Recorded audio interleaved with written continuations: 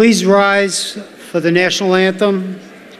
It will be presented by the St. Francis College Choir under the direction of Dr. Michael Kaminsky and Assistant Choir Director, Brother Thomas Grady, Director of Campus Ministry.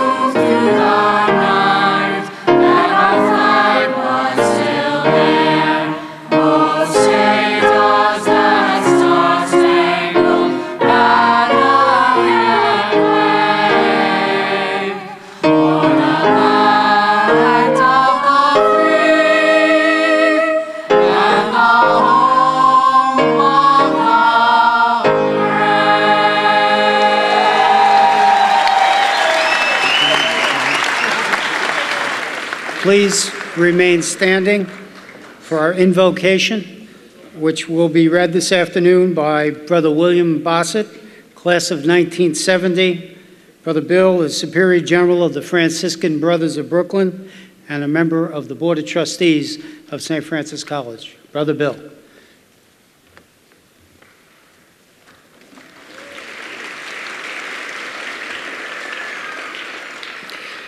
Loving God and source of all life, we are gathered here today to celebrate, to congratulate, and to give thanks. We ask you to bless each of us and the many friendships that sustain us.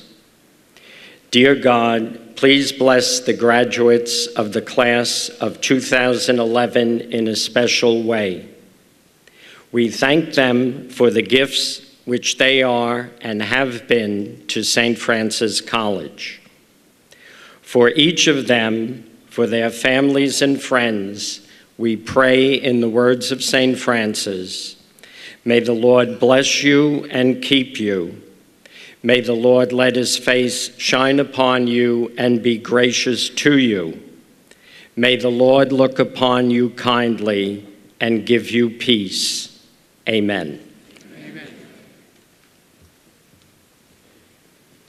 Thank you, Brother Bill. Please be seated.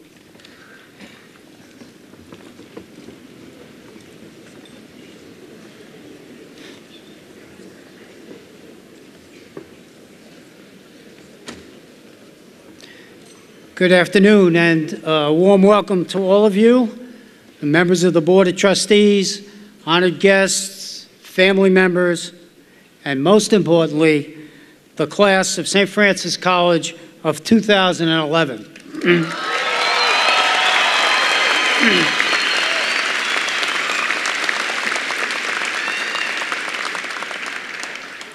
I want to take this opportunity to commend you all on the hard work that has brought you to this day. Today is an important milestone for you in your lives, and it's the beginning of a very exciting future.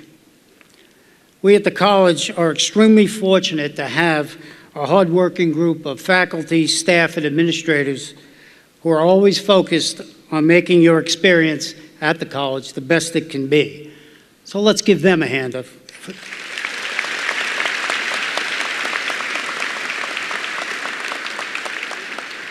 Similarly, we are blessed with the presence of our Franciscan brothers who teach us valuable lessons both in and out of the class. They serve as our role models, and they are the type of people we all strive to be: compassionate, generous, open, and honest. No matter where we go and where our lives may lead us, we will all do well to carry with us the influence that they have had on us, in our hearts, and most importantly, in our actions. Today is a day of celebration, and certainly we celebrate our graduates.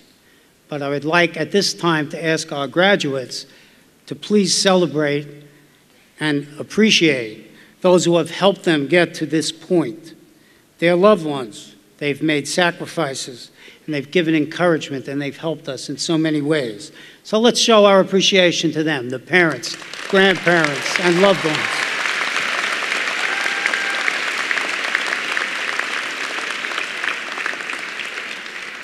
Everyone in this community joins your families for this very happy occasion. We applaud your accomplishments, and we look forward to continued success for you in life. Now that spring is with us, albeit with showers, memories of this past wicked winter are starting to finally fade. But as all of our winter graduates know well, this was some winter. We were forced to cancel our original graduation for our winter graduates, and then we had to cancel the rescheduled event later on. So for their perseverance and patience, I'd like to ask the winter graduates to please stand so we can show our appreciation for them.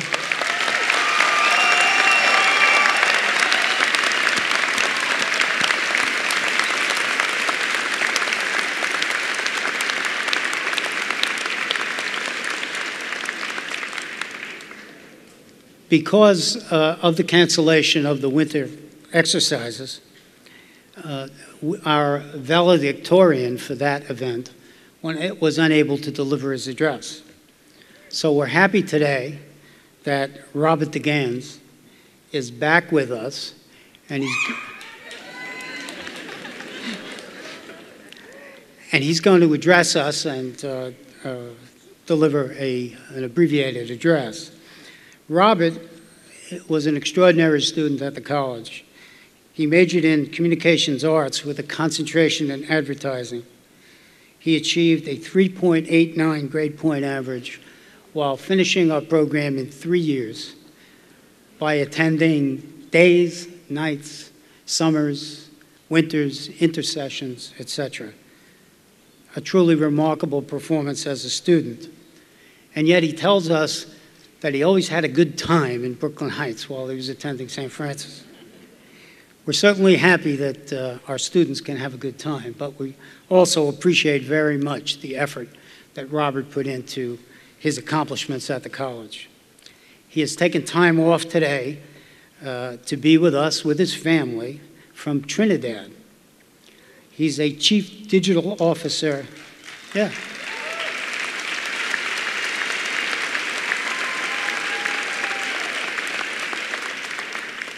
He's a chief digital officer of Tribal DDB Caribbean, a digital advertising agency.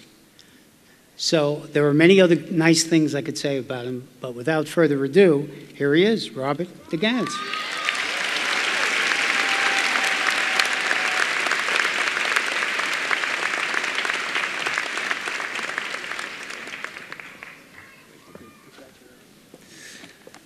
Thanks for that great introduction, and as you all know, this speech is about 3 months old, so excuse any time lapse. Hey everyone, graduates, professors, faculty, or as they say in Trinidad, what's the scene? Some of you know me as Robert, some of you know me as Mez, and some of you don't know me at all. I'd like to say I'm still in shock that this day has come. 3 years ago, I left my little twin island republic of Trinidad and Tobago to come to the United States. I went from the tropical paradise where it's never less than 80 degrees, and there isn't a place you can be and not see some parts of nature, to the steel and concrete of New York City. Each place beautiful in its own right. Laying out on Maracas Beach, feeling the sea breeze blow over my face is just as nice as sitting on a promenade in the summer, watching the boats go by slowly. I started off this adventure by crashing on my brother's couch in New Jersey for the first couple of weeks. I couldn't imagine the end of school. Now I'm graduating, valedictorian of the winter semester, with a job in my field and moving back to the love of my life, Trinidad and Tobago. It's all quite surreal. While I've been here though, I've had the privilege of some truly interesting experiences afforded to me through St. Francis. Hearing Marianne Pearl give her harrowing account of the abduction and murder of her husband, where she emphasized the importance of wisdom over just knowledge. Listening to Saddam Hussein's trial judge give his position about responsibility triumphing fair. And then being given the opportunity to intern at an events and marketing company called The Blacklist. As a social media intern, I had to sit on Facebook and Twitter all day. Yeah, I was like you, wondering where the work was in that. But believe me, as a job, it's real work. During the 3 months with them, we launched 3 venues, and I spearheaded concept planning for the Halloween party at Prana, which some of you were at. It was really awe-inspiring to be able to work with people that valued my ideas and helped bring them to fruition. Some of you that got to know me know that I love to enjoy myself. So when I got the call that I was valedictorian, I was pretty shocked, definite that there was some mistake. However, the more I thought about it, the more I realized I could chalk up my success to a few things that have stuck with me throughout life. The main thing that my parents have told me time and time again, aside from clean up your room, it looks like a tornado has passed through there, is that success is doing what you're supposed to do when you're supposed to do it. And as we all go out into the world looking for success, especially in these times, this is important. Mez, short for Mezika, my nickname, is an Ethiopian name. In Ethiopia's Amharic language, Mezika means to remember, and Mezika means to remember is the name of a poem, which points out that no matter what color, creed, or race you are, or how bad your situation is, someone somewhere out there may have it worse than you. This realization alone has helped me through many exam periods when I couldn't see the end of projects being due or how I was going to get time to study for all the tests. I have no doubt we're all going to work hard to achieve anything that we want in our lives, but it's important to make time for fun. As a Latin saying I like goes, ars longa, vita brevis, which roughly translates to, work is long, life is short. There's just one thought I'd like to leave you all with as we embark on this journey. This was said to me by my sensei in one of my last semesters here, during a particularly stressful time. He said to me, Robert, always remember, work never dies, humans do. Make sure to enjoy your life. Thank you.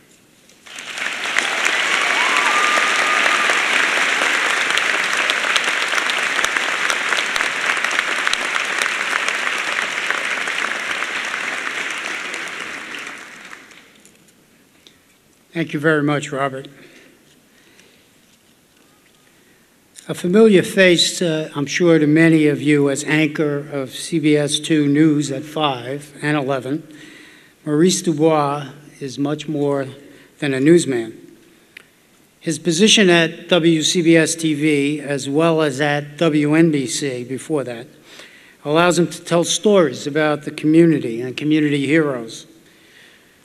Like the magazine show 4 Stories, which aired on WNBC, and Mind Over Media, which aired on Court TV.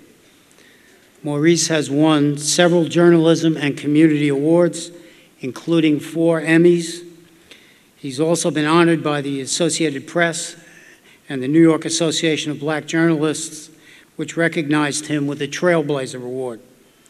He serves on 3 not-for-profit boards, Pencil, Susan G. Komen for The Cure, New York City, and the New York City Center. He annually serves as the MC of the Alive in Hope Bishop's Christmas Luncheon, which raises scholarship money for children in the Catholic schools of the Diocese of Brooklyn. Mr. DuBois earned his BS in journalism from Northwestern University and is a member of the Council on Foreign Relations. His experience covering stories ranging from national politics to AIDS in South Africa, local, national, and international news, and covering the death and funeral of global figures such as John Paul II and the installation of Pope Benedict XVI, give Mr. DuBois a unique perspective on the world and the world which all of you as graduates are now entering. Mr. DuBois, today we celebrate you as one of our true community heroes, as a champion of worthy causes. Because of all you do, both on and off the screen, St. Francis College will now proudly confer the degree of Doctor of Laws, honoris causa, on Maurice DuBois. Maurice.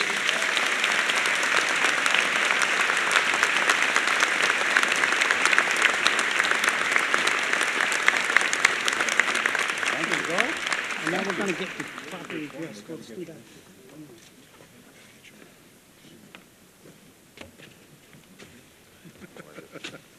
Tom for the picture. Okay. Okay, why don't you and Tom get in the middle and we'll flank you. All right. Okay.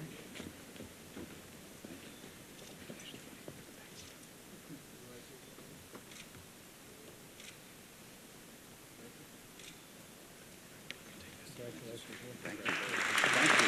Thank you very much. That's too much. That's too much. Thank you, Mr. President. My first thought is I'm not worthy. My second thought is I'm internally grateful, and I've got a whole lot of gratitude in me right now. A little overwhelming, but thank you. President Dugan, thank you for the kind and warm and generous introduction as well. The faculty, the staff, the trustees, the distinguished guests and honorees, families, and the St. Francis College graduating class of 2011, congratulations. What a big day. What a big day.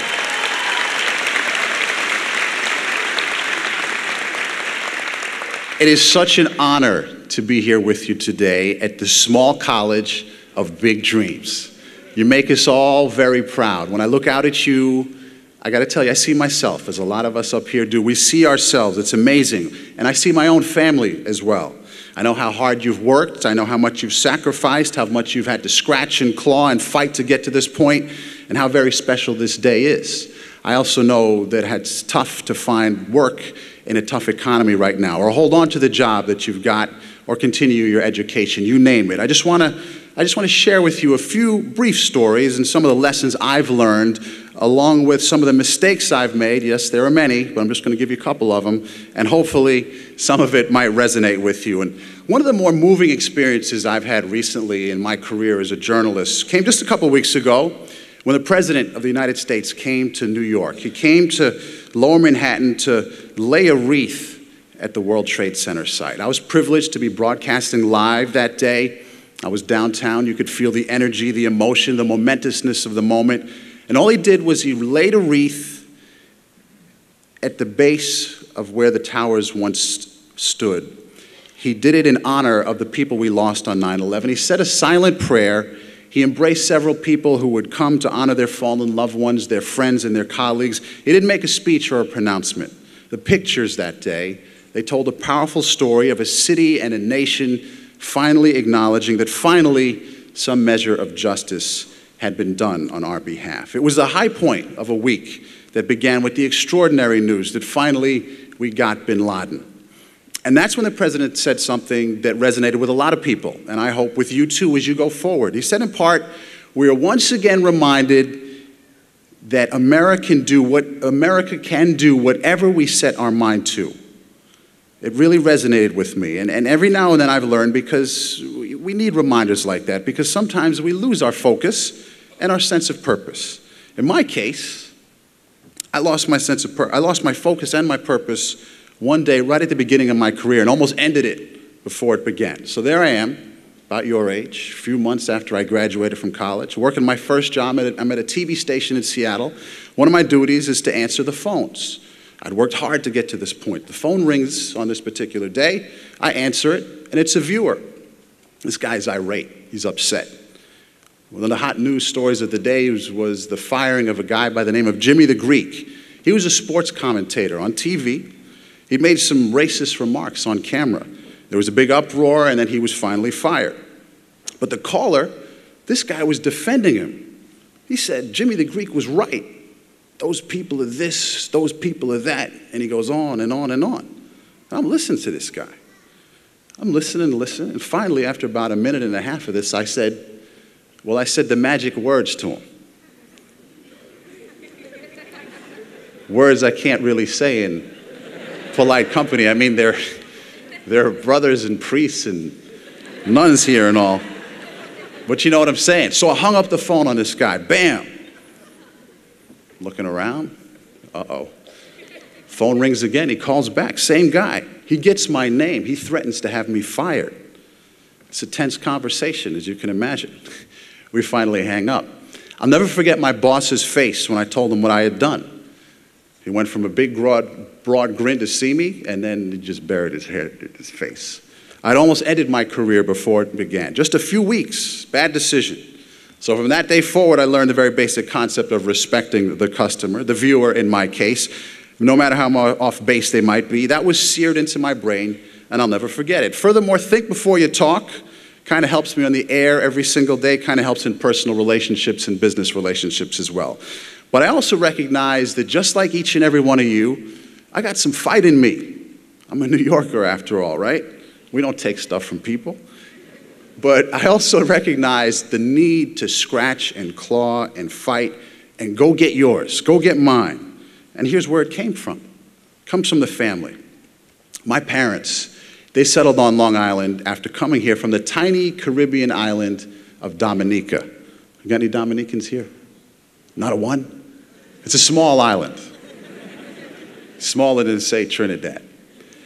My dad always had this burning desire to get an education, so he enlisted in the Air Force. And when he came out, he made use of the GI Bill to go after his dream. But he didn't do it the easy way. After he married my mom, after I came along, about a year later, he set out to make it happen by going to night school. And so began this punishing schedule, up at the crack of dawn every day, wolf down some breakfast, off to work full-time at Brookhaven Lab in the business office, inhale some dinner, rush off to class at night, get home late to study, fall asleep on the books, get up the next morning, and do it all over again.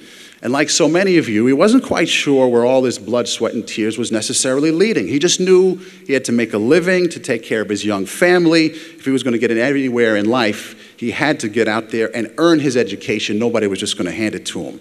Before long, he got his associate's degree in business, but he was just getting started. Soon our family expanded to 4 with the addition of my little brother, but my dad stepped it up some more. He went on to Hofstra, once again taking night classes after work every day. He just kept going and going like the Energizer Bunny, keeping up that grueling schedule, earning his bachelor's in business. Finally, when I was 9 years old, we all piled into several cars, the extended family, aunts, uncles, cousins, everybody. We went to the campus of C.W. Post one spring day. It was his graduation day. And what a proud day it was, as we watched my dad wearing his cap and his gown, just like you guys, marching across the stage at the age of 43, getting his master's in business administration, his MBA. Not only was it a crowning achievement, it was also a defining moment for his kids, for his family. From that day forward, we sort of got it by osmosis, whether we realized it or not. Education is not optional. It's the only way you're going to make it in this world, and no one can take it away from you. By the way, it wasn't that long before my dad was in charge of that business office where he had begun as a clerk. And so to the group of you today who are graduating, with your families with you today, some of you have small children. I know just a few of you, but I salute you because I know what that's about. I know how intense and how powerful this moment is for you. Your family is taking a giant step forward with you today, and they will never look back. You are heroes in the truest sense of the word. I also think of some of the struggles that I faced in my career, far smaller, far less significant than anything my dad faced. Like the first time I did a live news report, very easy story. They sent the kid out, I was 23, to go cover the 4th of July fireworks out west, out in Seattle. I'll never forget it. The cameraman was set up, he had his lights, he's squinting at me, the crowds are gathering, and I've got this little story in my head I'm going to tell. I'm going to talk about this, I'm going to talk about that, point to the fireworks, roll the tape, wrap it up, send it back to you. Well, it was just coming up on 11 o'clock, the news time, and the fireworks had not yet begun. And I'm all nervous, my mouth is dry, my heart is pounding, I'm sweating, and I don't know what to do. And the anchor man, he sets it up and he says, Maurice DuBois, the bombs are bursting in air. It's 4th of July. Happy Independence Day. What's the story? And I stood out there just freaking out, and I just stood there like this. Couldn't talk. Producers yelling in my ear, talk, say something. I'm just, couldn't come up with anything. They rolled the tape, a couple of sound bites rolled. I don't know what I said, and I just ultimately mumbled back to you. Have you ever seen anything like that on the air? Thank goodness, because that would have ended the career again before it even started. But again, a lesson, right? I learned the importance of preparation, of having a plan B, of calming down, for crying out loud. But that applies to everything, from my daily work to even planning out free time, because you never know, the fireworks might not start on time. People always ask me what's been my favorite news story to cover, most impressive person to meet. And in a time when we're all struggling to stay afloat in this economy, we're at war on two fronts. The Middle East is unstable. When the head of the IMF got himself into trouble for what an apparently heinous crime, he's accused of it. When a certain former governor of a state out west has revealed to us he's been living a double life, right? I have a pretty quick answer for you when it comes to my favorite story to cover. It's without a doubt an everyday guy from this here city, a construction worker, a guy by the name of Wesley Autry. You might know him better as the subway hero. Remember this guy? He was waiting for the train one day uptown. A few short years ago, he saw another man fall onto the tracks, convulsing in a seizure. This is a guy who, without concern for his own safety, as an oncoming train was speeding into the station, jumped onto the tracks in front of horrified onlookers, protected the man in the space between the tracks, and as the train sped over them with barely an inch between his back and the bottom of the train, he saved the man's life. There was a spontaneous celebration from City Hall to the White House, around the world. Newscasts, talk shows, we couldn't get enough of this guy. He became an international sensation. Yet, when I met him in his modest apartment, he was unfailingly polite, he was warm, he was humble, he was modest, he was amazed, really, by all the attention. And to this day, he remains true to himself. He's not seeking reality TV fame. He's not dancing with the stars, right?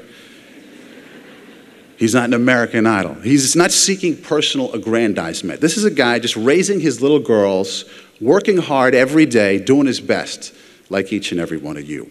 Now, we all can't be subway heroes. Matter of fact, jumping on the tracks might be hazardous to your health. But, as Mr. Autry explained, all he did was help a person in need, and we can all do that. We can do well by doing good. And that's part of what St. Francis is all about. We can volunteer at schools, houses of worship, at senior centers. We can serve our communities through the countless charitable organizations doing great work in our city every single day. We can make a difference, like Mr. Autry, and find it surprisingly rewarding just by doing the right thing. And we can set an example by our actions. And my dad did that, and so many of you are doing that today. You are joining a long and impressive list and a roster of St. Francis graduates who have gone on to become leaders in their fields. You name it: business, medicine, politics, academia, finance, it goes on. And only you know, only you will show us who will emerge to be, let's say, our next internet guru, our next lawyer, our nurse, police officer, journalist, teacher, soldier, or just an everyday hero. Won't be easy. Nothing worthwhile is easy, especially in these economic times. But my hope for you is when you come back to campus someday and you share your stories with the students about what you've learned out there in the real world, as they call it, you include some of these thoughts. Thinking before you talk, it helps. Setting example for your family, always having a plan B, and serving your community. I'm here to tell you it all works, especially if you set your mind to it. Class of 2011, congratulations, thank you, and good luck.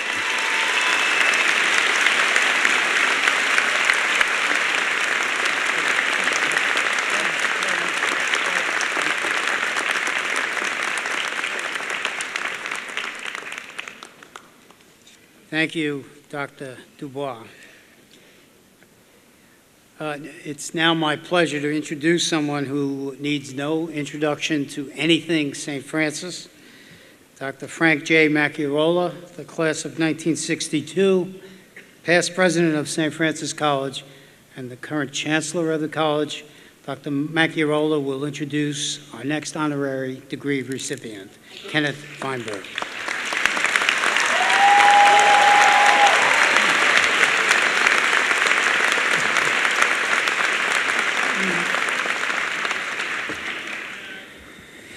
Thank you very much, Mr. President.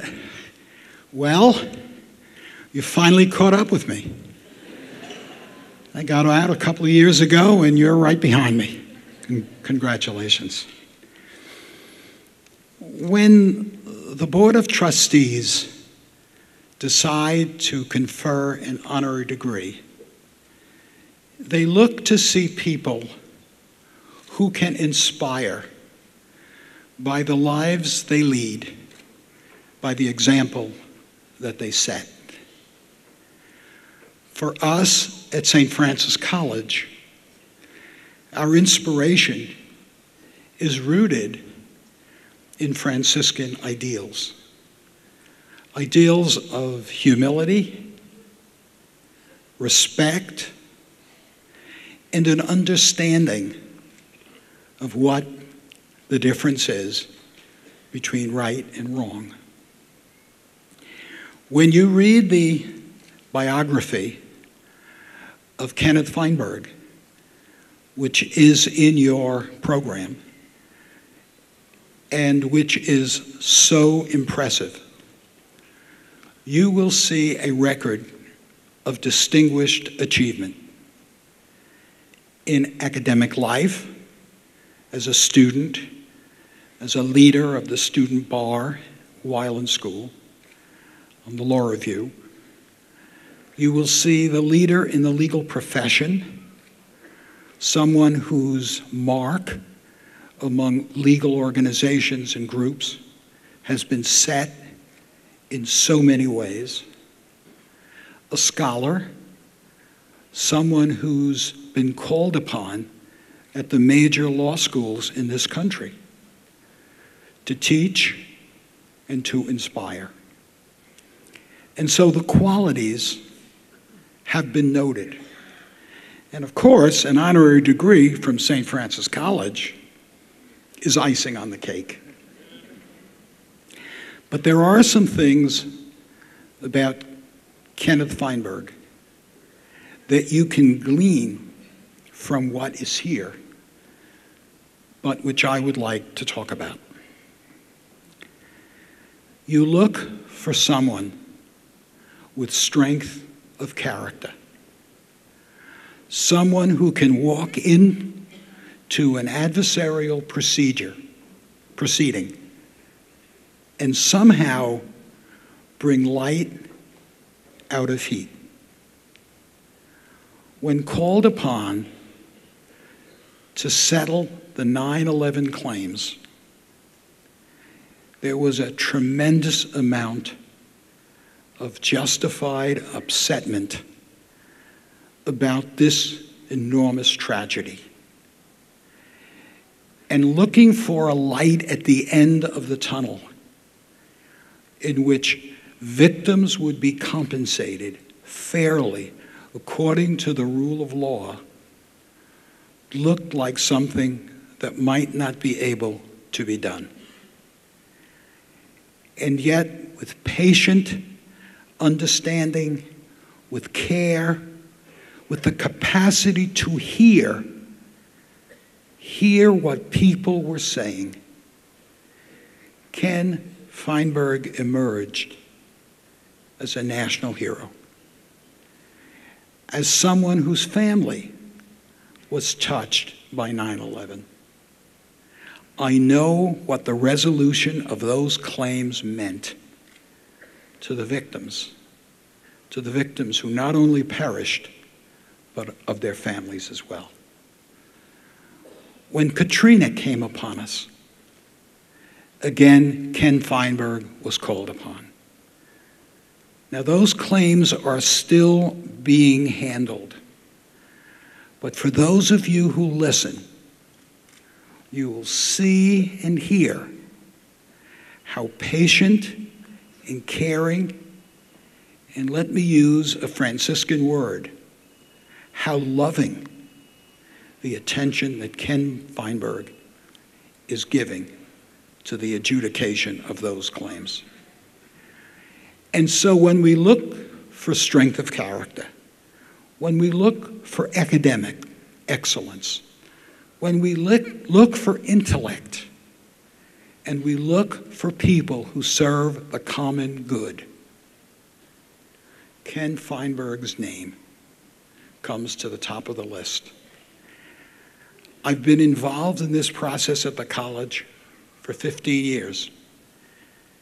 And I can't think of anyone who more richly deserves the award of Doctor of Law's honoris causa than Kenneth Feinberg. Mr. Feinberg.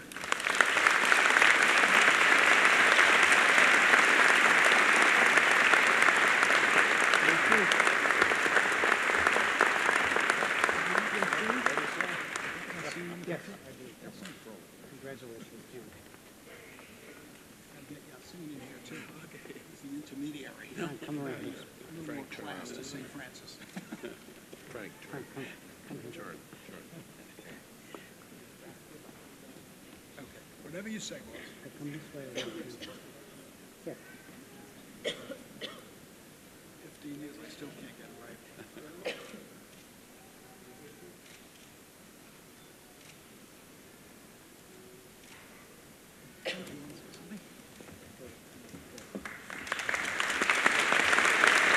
Thank you. I'm embarrassed by those comments from the Chancellor. I'm even more embarrassed by the fact I like those comments from the Chancellor. I'm enormously grateful, and I only want to add 2 points. It'll take 1 minute. First, it is of tremendous importance to me that I received this honorary degree, and I am tremendously respectful of St. Francis. I'm not sure all of you graduates fully appreciate the reputation of this gem of a school. It goes way beyond this borough. It goes down to Washington and around the country. And for me to now be given this honorary degree today from this great school, this gem, means a tremendous amount to me. Second, I want everybody to appreciate a personal note. Over the last 30 years, I've spent most of my time in Brooklyn dealing with tragedy.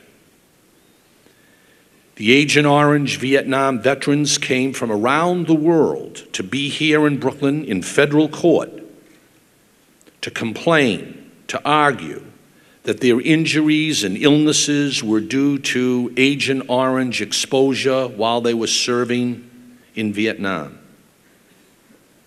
In 9/11, I met with scores of families in Brooklyn, lamenting the tragedy and the loss of loved ones. We come full circle today. For me to be here today to celebrate Brooklyn, and to celebrate this great school, and to celebrate this great occasion, the circle closes. It all balances out, you see, in the end. I am enormously grateful to St. Francis, to the Chancellor, the President, the Board, you. And I will carry on, reinforced by the knowledge that today I am a member of the St. Francis class of 2011. Thank you all very much.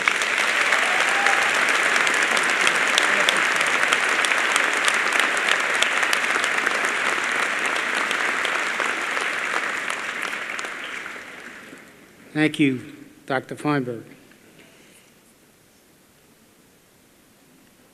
Our valedictorian this year is someone who came to the college and immediately immersed herself in both the academic and co-curricular activities.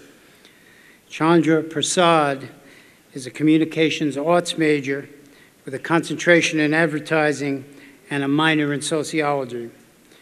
She recently completed an internship at National Grid in the Web Strategy Department. Chandra also conducted interviews and reported for the publisher Edison's Bibliotecos, contributing stories to its website. As a sophomore, she was an editorial assistant on the Arthur Miller Journal, published by the college. She is a past winner of the Delaney Speech Contest and a member of Lambda Pi Eta, the Communication Arts Society. Through all her activities, she has maintained a perfect 4.0 GPA. We had one other student who attained a 4.0 GPA as well. I don't know if she's here today, but if she is, I'd like her to stand to be recognized. Karen Asher O'Neill. Is Karen here? Well, we should give her a round of applause anyway.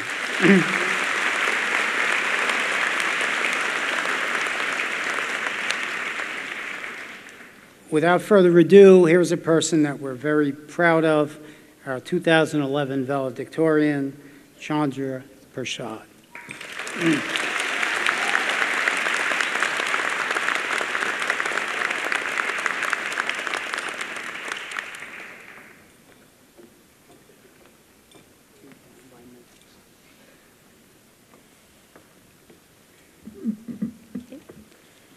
Good afternoon, members of the Board of Trustees, President Dugan, faculty and administration, distinguished guests, fellow graduates, family, and friends. I must first and foremost thank God for this blessing and honor to stand before you today as valedictorian of the class of 2011. Yet today is not only my day to shine. Every graduate present here is deserving of high praise and recognition, and I would like to congratulate each of you on reaching this milestone in life. I think I speak for my fellow graduates when I say that this is a moment we have always imagined, and one we will remember for the rest of our lives. I come from a humble family where the values of hard work, persistence, and drive are never overlooked. My parents left a relatively comfortable lifestyle in their homeland of Guyana when I was 2 years old for one thing and one thing only: opportunity. Like many other immigrant families, they viewed America as the place to accomplish what seemed impossible in the country in which they were born. Above all, my parents left Guyana in hopes of giving my sisters and me a better education, enhanced opportunities to learn, grow, and succeed. I never forget their many sacrifices for our family, and I took to heart their philosophy about the value of education. Their teaching that while one can lose his riches over the course of his life, or his popularity, or even part ways with good friends, education is enduring and is yours to keep for the rest of your life. My time here at St. Francis will forever be etched in my heart. The many opportunities I was given, both inside and outside of the classroom, contributed to my growth as a student and individual. It was here, under the guidance of supportive professors and staff, that I became aware of realities, issues, and perspectives that I hardly gave a thought to before. I would like to express a heartfelt thank you to Dr. Lynn Jackson and every member of the Communication Arts Department here at St. Francis.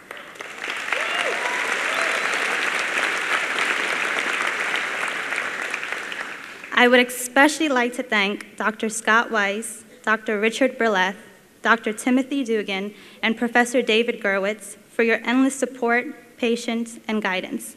I owe a debt of gratitude to Dr. Weiss for serving as my mentor and for guiding me throughout my 4 years here at St. Francis, and also to Dr. Berleth for sharing your fountain of knowledge, which I deeply admire, and for inspiring me to be just as great in the career of my choosing as you are.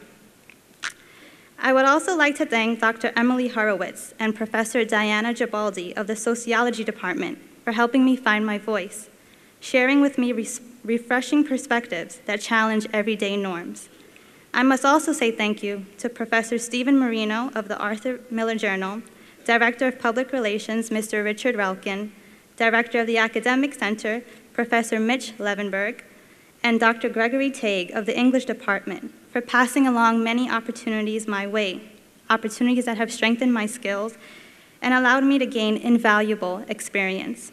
Furthermore, on behalf of my graduating class, I would like to thank every faculty member here at St. Francis for sharing your knowledge, for serving as mentors, and for your patience and support. We are honored and grateful to have you as educators and to say we were once your students.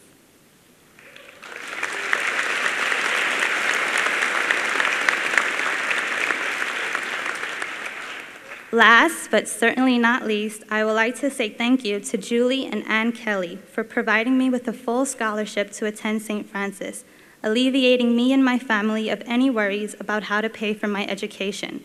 Their presence in my life is a true blessing. Thank you.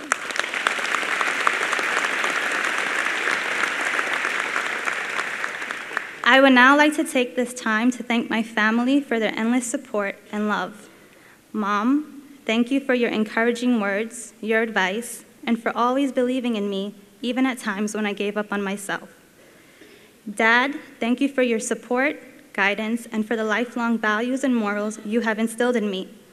To my little sister, thank you for keeping the child inside of me alive, always finding a way to put a smile on my face, and for your honesty. Last, I am proud to share this moment with my grandmother, a person whose wisdom and spirituality I deeply admire. I am extremely grateful and thankful to be the first grandchild in my family that my grandmother will witness graduate from college.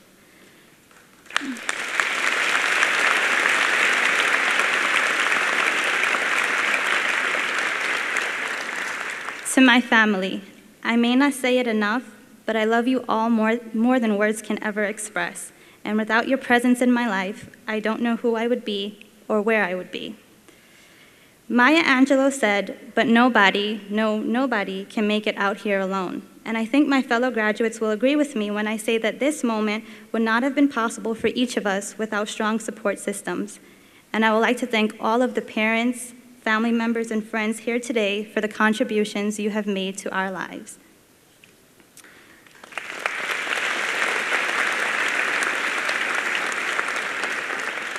To my fellow graduates, we all come from different walks of life. We all have different stories to recount our journey here to St. Francis, and after today, we will all embark on unique paths. Yet the common thread that runs among us is a desire for a brighter future. And despite our individualized views about what that future may look like, we chose St. Francis College to bring us one step closer to our ultimate goal, to give us the tools we need for a brighter future, or simply to give us a new beginning. And what we got in return was perhaps more than we ever expected. We have each found a home here at St. Francis, one filled with supportive and caring professors, administration, and staff, one filled with diversity and activities to accommodate an array of interests, and a sense of community based on generosity and respect. Here, we were pushed to discover and challenge our abilities, interests, and even our identities. My fellow graduates, I would like to leave you with these few thoughts. Nothing is ever handed to you in life. The accomplishment of your dreams and goals is only possible through dedication, passion, and effort. Don't ever become easily discouraged. Believe in yourself and your dreams. Stay determined in the face of adversity, and never let your fears hold you back. I truly believe that everything that happens for a reason. And while you may not fully understand circumstances or turn of events right away, in time you will. Mahatma Gandhi once said, "Live as if you were to die tomorrow, but learn as if you were to live forever." Don't wait until tomorrow to do what you can do today. Sometimes taking the road less traveled leads to unexpected opportunities and memorable experiences. But never forget to maintain the curiosity of a child and embrace opportunities that will broaden or challenge your perspectives. On your road to new adventures and endeavors, never forget to follow the golden rule of life and treat others as you would like to be treated. Perhaps unaware to you, your smile, kind gesture, or encouraging words can give someone that extra boost they needed. As we close this chapter and continue to write the pages of our lives, let's never forget the bridges we've crossed, the bonds we've shared, and the memories we've made. Let's always remember the important role that St. Francis College, the small college of big dreams, played in helping us accomplish some of our many goals. Congratulations once again, and I wish each of you health, strength, prosperity, and happiness now and in the future. Thank you.